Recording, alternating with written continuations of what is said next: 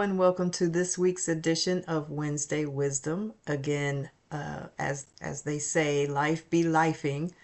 I've had to step away from my weekly post for several weeks due to a whole lot of things going on, ladies and gentlemen.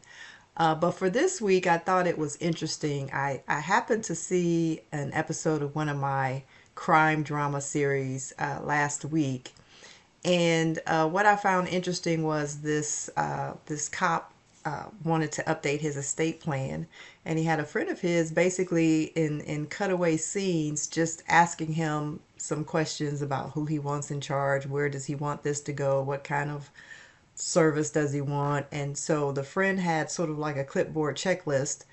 And every other scene or every third scene, he would ask him a few more questions, and then toward the end, he said, "Okay, well that's it. You're done." And as we should all know, that's not quite how it really works in real life. And so it's good to have those discussions and kind of think it through and talk it out. But I do hope you know that what happens on TV is not real life. So you want to make sure you're documenting your wishes, writing them down if you're not typing them out on a computer.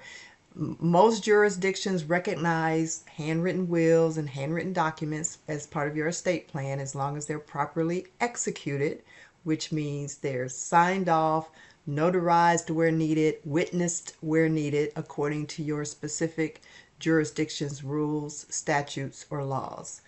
And so you want to kind of follow that and not necessarily what you see on TV. Just a quick public service announcement for this week. And as always, I thank you for watching, and we'll see you next time.